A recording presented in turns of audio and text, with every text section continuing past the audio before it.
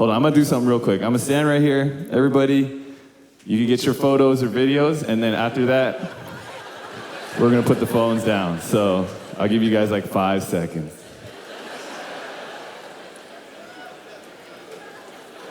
I got you guys. All right, sounds good.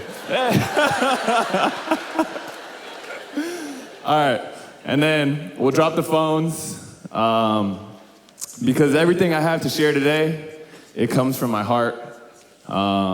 It really comes from my heart. It comes from, I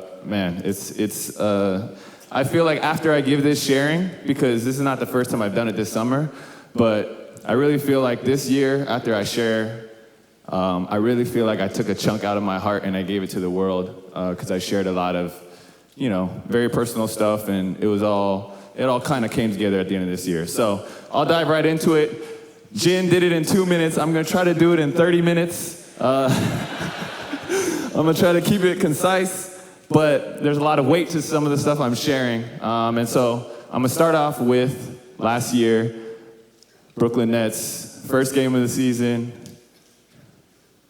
What happened? Hey, don't sound too excited. My knee injury. And obviously it was something that big. It's huge. You're out for the year. I've never experienced something like that. And so I had to ask a lot of tough questions. But in order for me to really explain the injury, you have to understand context. Because the injury itself sucks, but the context of it is what makes it worse. And, as I was trying to prepare and write what I was going to say, it was really hard for me to put into words the weight of the injury and what it meant, because even as a kid, all I ever wanted to do was to be great at basketball. I just wanted to be great at basketball. And, I was trying to type and figure out how can I express that, but I don't think through words I can simply express my desire and how bad I want to be great at basketball. Like, I just don't think, it doesn't matter how much I sit up here and tell you, it's just hard to kind of describe. And so, aside from the health of, my family and close friends, like, there's never been anything else I wanted more than just to be great at basketball. And so maybe the story, the context starts in New York, right down the street, Linsanity. And I remember that was an amazing time. I was the most popular person on the planet, literally. And I'm not gonna assume anybody knows my story, but things took off in Manhattan, and I was the #1 most searched person of the entire year. I was Time 100 most influential, cover of back-to-back Sports Illustrated, like all these different things. I was everywhere. And literally the most popular person, second place was Psy for Gangnam Style for the song. Yeah. So good year for the Asians. And I remember I was just so thankful because I was like, man, now people know what I can do. People know what I'm capable of as a basketball player. But it seemed like overnight, went to the Rockets and, a turn of events where it was like, man, I can't believe I'm not coming back to New York. Like, what happened? I thought I was supposed to, spend my career here. And in an instant, I went from, the toast of the town to kind of feeling betrayed and getting kicked on the way out. And I was like, you know what? It's okay. Just wait. I'll show you. And so I trained, and I trained really hard. I didn't take any vacation. I told my family, I'm like, look, I'm not taking vacation. I would train sometimes 3 times a day, which is very unhealthy. You shouldn't do that. But I was training 3 times a day, getting in the gym. And I remember I went to Houston, and it was a rough year. I lost my starting position. I had a huge turnover in the playoffs. And I remember in the playoffs, I had this bad turnover. We lost game 4 against the Blazers. And I could not go on my social media. I couldn't go on ESPN. I couldn't go anywhere without, a lot of hate. It just seemed like everything anybody would say to me was really negative. And I remember asking God, I said, why would you give me Linsanity just to turn it all against me? Like, what a setup. And, I remember at that time I was living with my trainer, and he kind of described Houston as this. He said, after a bad game, I was so scared to talk to you. we just go home and play Dota. It's a video game. We just go home and play video games without talking. That's all I remember from Houston. And it was a rough 2 years. And I remember I was like, it's all right, just wait. I'm gonna train. And I remember he got married that summer, and I was part of the wedding party. And so the morning of the wedding, everybody's doing things and getting the wedding situated. Literally the morning of the wedding, and I'm outside the house doing defensive slides, plyos, like running up these hills, and like that was my level of obsession. Is I couldn't skip a workout. Every workout I wanted to do extra, and I was just so obsessed with being great, and I was like, just wait, just wait. And so I got to LA, I got traded, and I was like, man, this is my moment. This is what I've been waiting for. LA, the Lakers, they need a starting point guard. And that season went terribly. We set the record for the worst season in franchise history, I believe, and we were a national joke. I remember many sleepless nights, sleepless flights. And how bad I wanted to be great was killing me because I couldn't succeed. And I was like, just wait. I'm gonna train, just wait. And so I trained that off season hard. And I would train sometimes until I got lightheaded. You know how hard you have to train to get to the point where you're lightheaded? I mean, if you're out of shape, that might be easy, but for me, I was in really good shape. And I was going and going and going, 3 workouts every day. Lift, plyo, everything, like thousands of jumpers. And I was like, just wait, I'm gonna train. And I go to Charlotte. We have a solid year, make the playoffs, get bounced in the first round. But, I knew that whole time, I was like, I'm just a backup. I'm not a backup point guard. But on this team, I play this role. And I was like, I'm not a backup. I want to be great. I want to be great. Just wait. I'll train. And that led me to sign with the Nets. And finally, I was like, this is what I've been waiting for.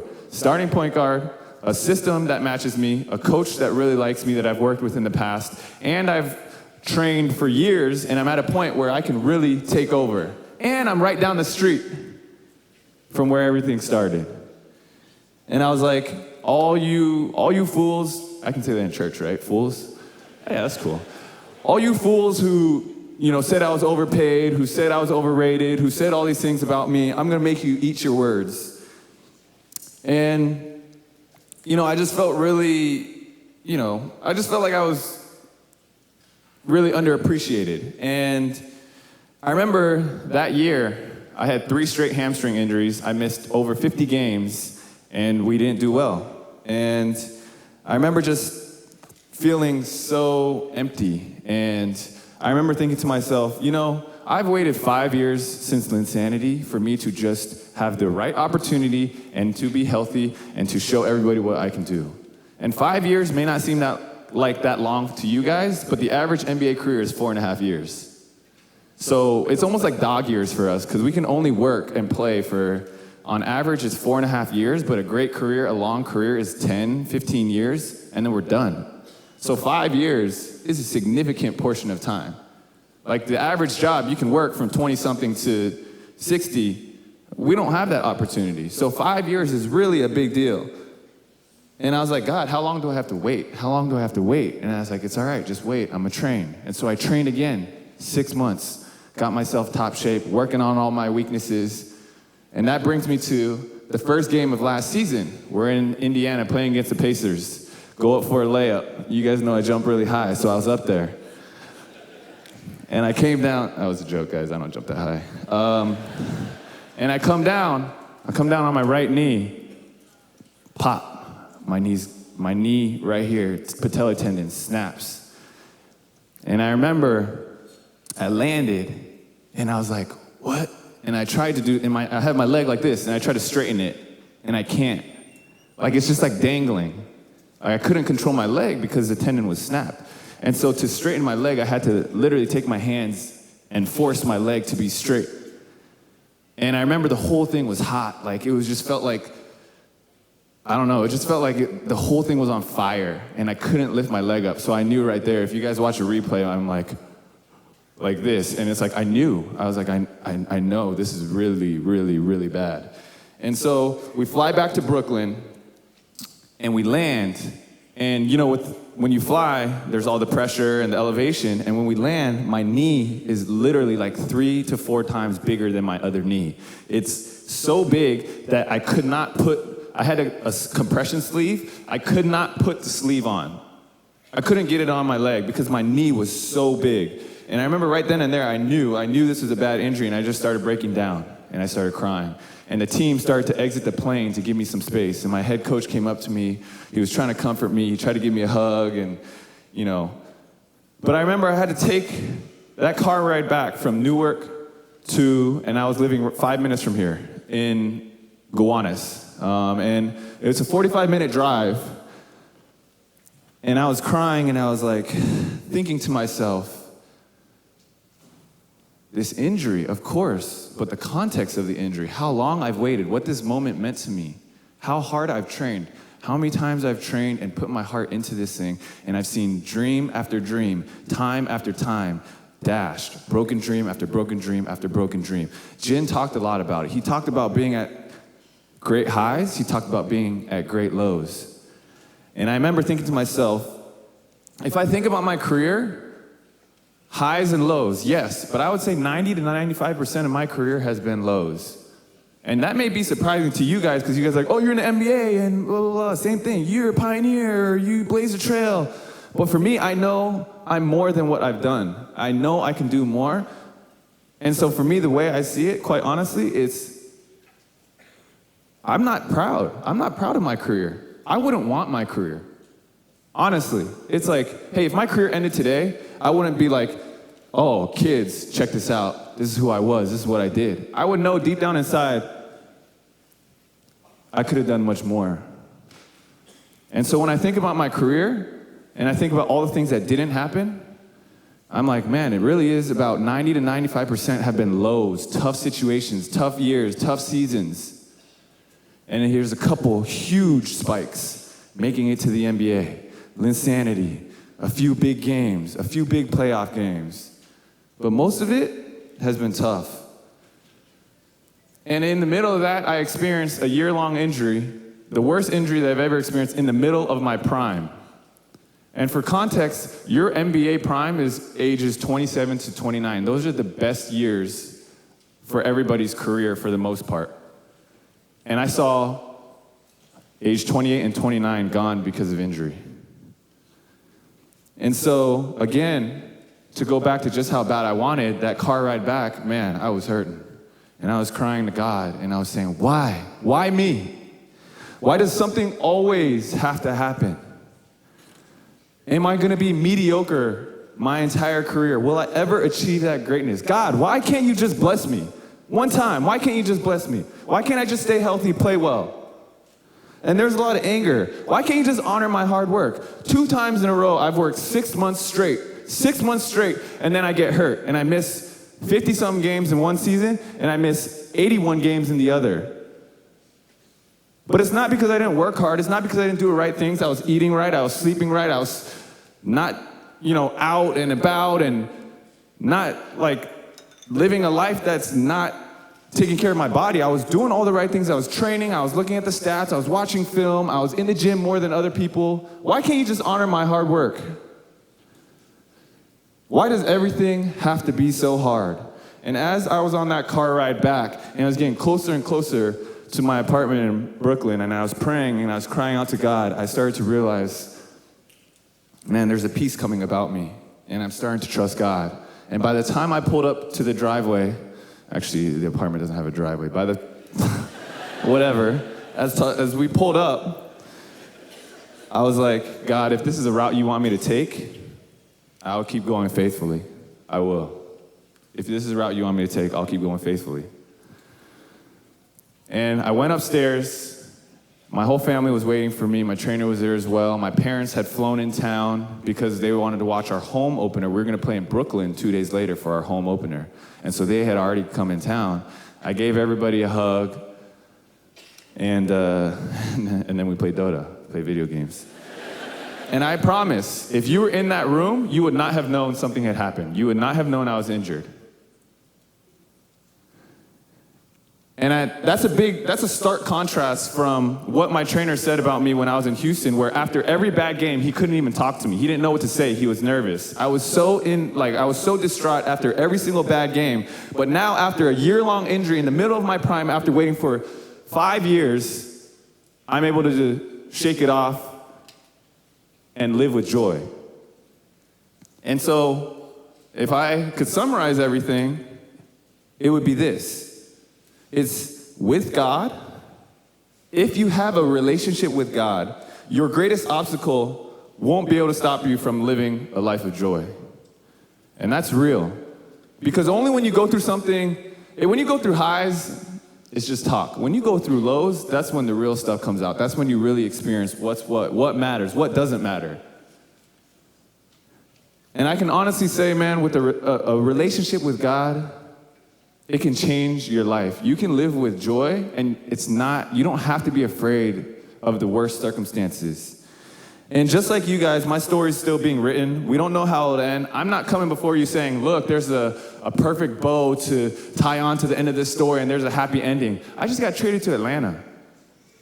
I thought I was gonna be here. I just got traded to Atlanta, and Atlanta last year was the worst team in the Eastern Conference. I'm coming back from a year-long injury.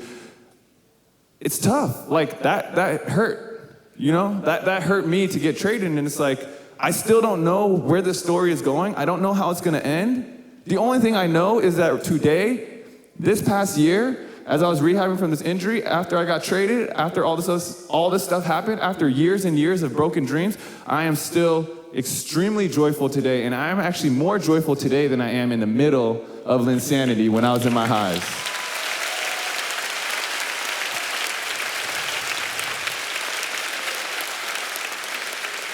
And Jin can tell you the exact same thing, and he said it. He said when everything was going right on paper, he was still missing inside. He was still empty inside. And I can relate to that. And in the lowest of lows, when we know that God's by our side, there's nothing like it.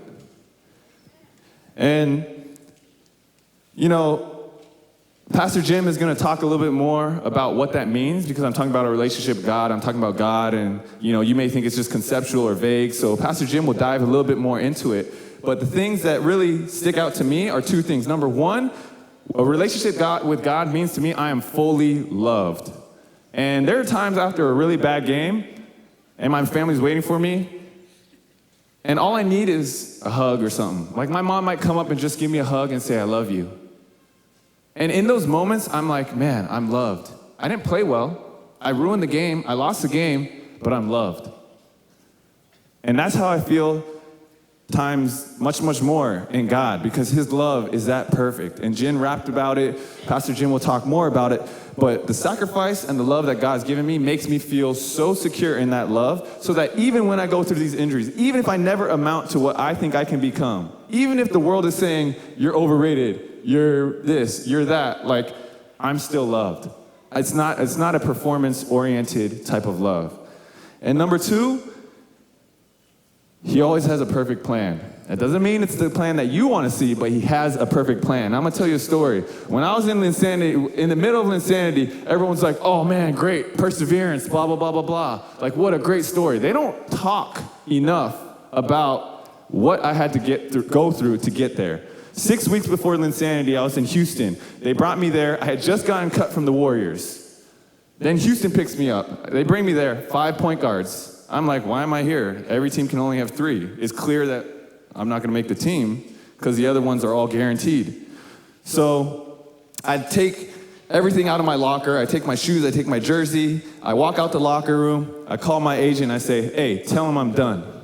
Tell Houston I'm not coming back. Tell him to cut me. I'm done.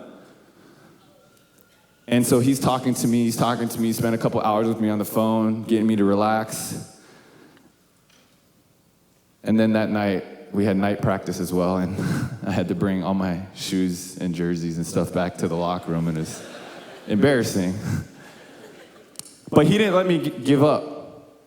And if I had given up there, I would not have realized that 6 weeks later, or 8 weeks later, or whatever it was, my entire life would change, my career would change, and Linsanity would have happened. And that's not, again, I don't have a perfect ending to this story. I don't know how this story is going to end, but I can tell you that all my greatest life lessons, all the great things that happened, they only came through the worst things that I thought were going to happen. All of my biggest setbacks have proved to be the most valuable lessons for me. And God has shown up in every single one of those. And that's why I can tell you today, I'm an NBA player, I worked hard and all that, it doesn't matter. I could have done all that, and I could easily not be here. God did so many things out of my control and orchestrated everything to get me to where he wants me to be. That's why as I go to Atlanta, it's okay.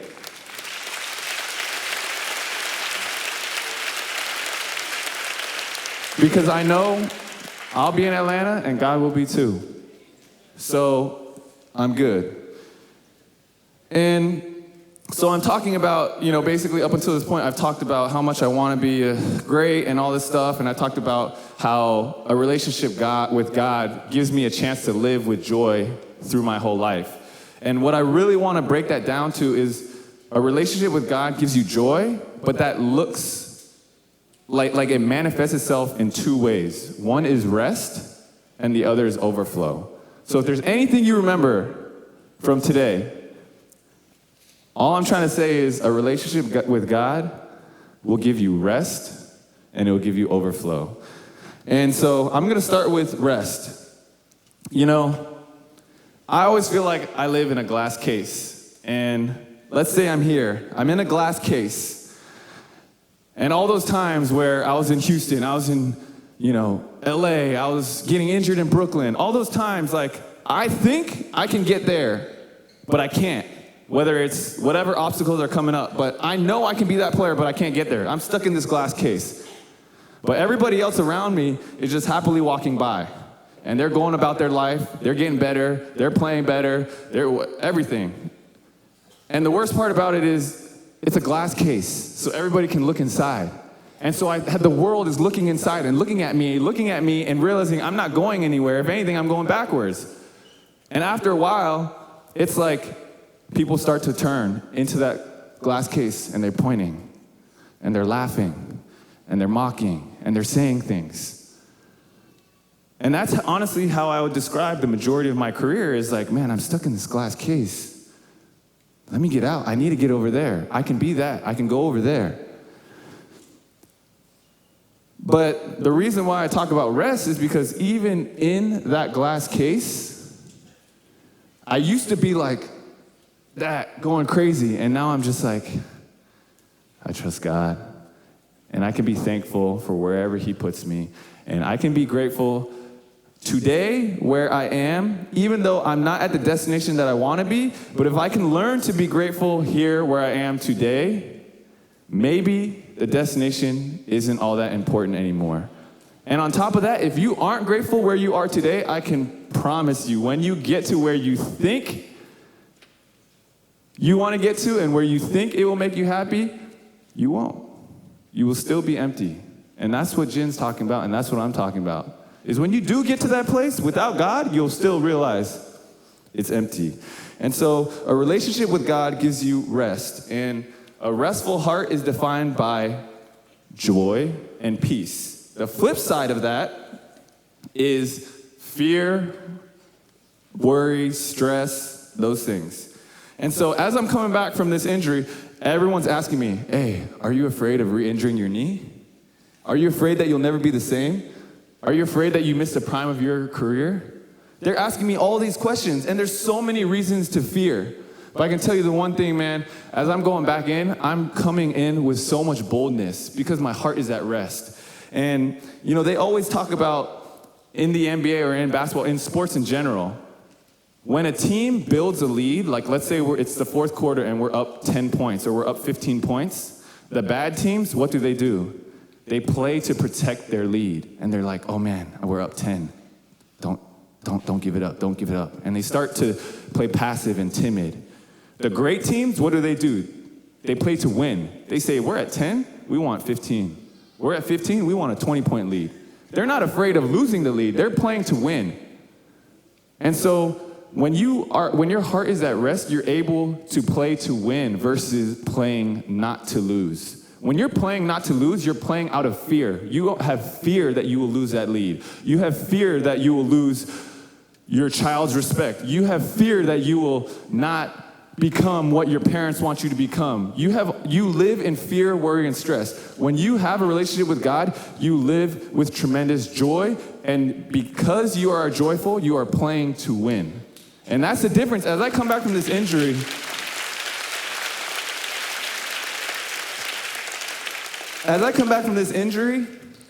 I'm going for it, man.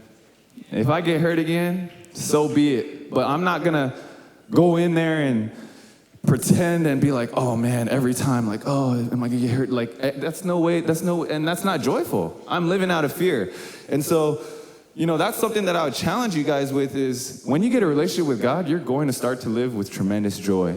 And as you continue to do that, the one thing you'll start doing is you'll start asking, what now? But if you're stuck in a place of fear, you will be asking, what if? That's the difference. What if versus what now? If you're in a place of fear, you'll be like, man, what if that was different? What if this didn't happen? What if I didn't get injured? What if I didn't get traded? What if I was still in the Nets? What if this? What if that? But when you're in a place of joy and boldness and you're playing to win, you're like, what now? It's cool. What now? I know this happened. What now? And so you guys, I would love for you guys to take an honest assessment. Do you live out of worry or do you live out of joy? Because how restful your heart is completely indicative based on how joyful you're living. And that brings me to my second point. When you are grateful, joyful, at rest, you can live in overflow. Overflow to me is you live radically, outwardly, generously. You're service-oriented. If you're not doing that, you're only thinking about yourself, your own problems. You're caught up in your own glass case. And here's the thing about overflow is if you don't have enough for yourself, you cannot overflow. You can only overflow if you are filled to the top yourself. And, after I got injured, I went straight to the hospital the next morning. I got the MRI. I found out torn patellar tendon, out for the year. And on the way back from the hospital, I was supposed to go home, get ready for surgery. On the way back, I asked my driver, hey, can we stop by the Apple store real quick? He's like, are you sure? I'm like, yeah. And I'm over there crutching through the Apple store. And I'm like, I bought 4 iPhones. And the reason why I bought the reason why is because my brother the night before, when he saw my injury, he was watching live on the TV. He took his phone and he threw it and he chucked it and he shattered his phone. That's a great brother. And I was like, man, I feel bad. I got to replace that. So I went and got him a phone. But I also noticed that the guy that drives me, my driver, because I couldn't drive at that time with my injury, and I had to, every time, you go to the airport or you go whatever, they always assign you the same driver. And so this guy, I noticed, his phone was pretty run down, his phone was pretty beat up, and he was, struggling, trying to make ends meet. And so I was like, I'm going to get him a phone too. And then I was like, I always run into people who are doing great things but just don't have the financial means. So I'm just going to get 2 more just in case, and I know I want to have them on hand to give them out. And I'm not saying this story because I want you guys to look at me and be like, oh my goodness, you're so awesome. But no, that's not the point. I'm only saying, real talk, I'm only saying because God loves me so much and I'm so filled with God's love, even in the worst injury, in the worst time, I'm so filled that I can overflow to other people. That's the only way, because I can tell you right now, me, myself, I'm not capable of doing that. I'm not. I'm a selfish person. I want to be great. I told you that. I want to be great. I think about myself a lot. But once I experienced God, once I got that relationship with God, I got that rest. And once I got that rest, I got that overflow. And so the thing I want to challenge you guys with, I have 1 minute. The thing I want to challenge you guys with is a lot of us are living like phones. We start out the day, maybe we're at 100%, fully charged. Something bad happens, boom, 90%. We get to lunch. By the time we get to lunch, 80%. We have an annoying boss, 60%. We get in a fight with somebody else, and the battery goes down, down, down through the day. And by the end, we realize, man, we're living on fumes. we're on low battery. And what I want you guys to think about is some of you guys here, you live every day on low battery. You live every day on fumes. Deep down inside, you're not happy. You have an empty void. And so you can't overflow because you aren't fully charged. But my challenge to you guys today is, if you with the relationship with God, you can go from an iPhone to an external charger. We're Asian here. We know what external chargers are, right? An external charger. And I'm saying something, those things that they got 4 cords and you can plug in 4 different phones and you can charge them all up. And I'm saying that's overflow. That's how we should be living our lives. When people think about us, they should seriously be thinking like, man, he is constantly overflowing to everybody around him. He is charging the people around him. But the thing about the external charger is, if the external charger is not connected to a power source, it will go empty too. And so if you're not connected to the power source, which to me is the relationship with God, the only way I can do something like get people iPhones after my worst injury is because I'm connected to the power source. And that's what Pastor Jim is going to get into. But my challenge to you guys is, live like an external charger, not like an iPhone. Because when you're an iPhone and you constantly need to be charged, you are taking. But you can give and you can overflow, but that only comes from a relationship with God. And I will leave you with one verse because I'm 1 minute over. Suffering is inevitable in this life. Suffering is inevitable. Jen went through it, I went through it, no one is exempt from it, and you will go through tough times at some point. The goal is not to get the life of least resistance. The goal is to live a meaningful, purposeful life despite the resistance. And so I'll give you one verse, Matthew 11:28-30. Come to me, all you who are weary and burdened, and I will give you rest. Take my yoke upon you and learn from me, for I am gentle and humble in heart, and you will find rest for your souls. And so when Jen talks about being still, when I'm talking about rest and overflow, just keep in mind those things as Pastor Jim comes in and really talks about what it means to have a relationship with God. And I honestly believe a lot of you guys are running on empty. A lot of you guys are living your lives as iPhones, because I know what that's like. And there are times today that I still do, and I feel like I'm living on empty, and I have to get back and get connected to the power source. So thank you for your time. I'll hand it over to Pastor Jim.